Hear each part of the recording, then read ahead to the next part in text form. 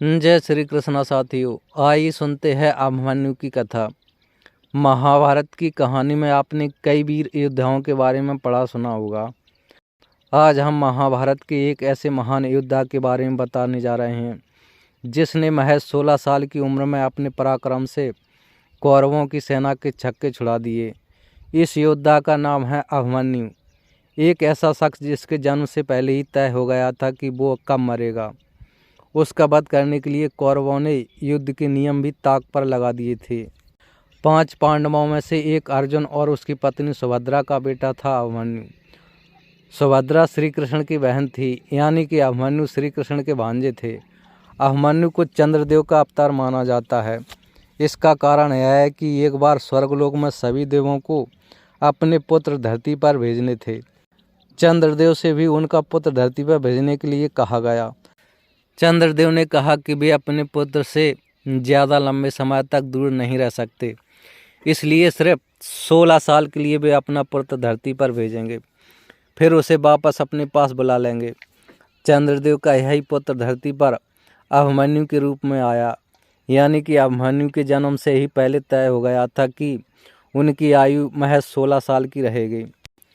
पौराणिक कथाओं के अनुसार पिछले जन्म में अभिमन्यु श्री कृष्ण का शत्रु हुआ करता था। उसका नाम कालयवन था। श्री कृष्ण ने चालाकी से उसका वध करवाकर उसकी आत्मा को एक पोटली में बंद कर दिया था। एक बार श्री कृष्ण की बहन सुभद्रा ने गलती से वो पोटली अपने हाथों से खोल दी।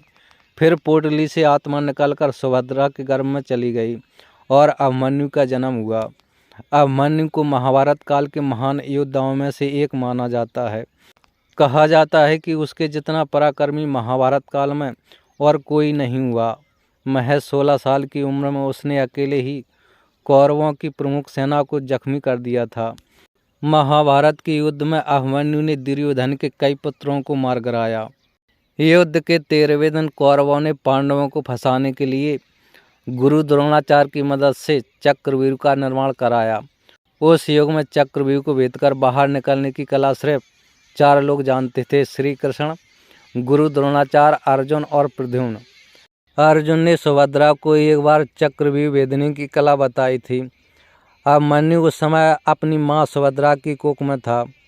वह इतना बुद्धिमान था कि माँ की कोख में रहते ही चक्रव्यूह में प्रवेश करने की कला सीख ली। हालांकि उस समय सुभद्रा अर्जुन की बातें सुनते सुनते ही सो गई, इसलिए अभिमन्यु को चक्रव्यूह में प्रवेश करना तो आ गया, लेकिन उससे बाहर निकलना नहीं आया। युद्ध के दौरान अभिमन्यु चक्रव्यूह के अंदर घुस गया। वह लगातार लड़ता हुआ चक्रव्यूह को भेदता चला गया। अभिमन्यु ने चक्रव्यूह के 6 चरण पार कर लिए। अब बस 7वें और आखिरी चरण को भेदना था। इसी दौरान उसने दुर्योधन के पुत्र लक्ष्मण का वध कर दिया। इससे दुर्योधन का गुस्सा 7वें आसमान पर चला गया। उसने युद्ध के सारे नियम ताक पर रखे और 7 योद्धाओं को एक साथ अभिमन्यु से युद्ध करने भेजा। कौरवों ने अभिमन्यु का रथ तोड़ दिया और ताबड़तोड़ वार किए। अभिमन्यु ने हार नहीं मानी। वह रथ के पहिए से खुद को बचाते हुए युद्ध करने लगा और अपनी आखिरी सांस तक लड़ता रहा। हालांकि कौरव अपनी चाल में कामयाब हो गए और अभिमन्यु की मृत्यु हो गई। जय श्री कृष्ण।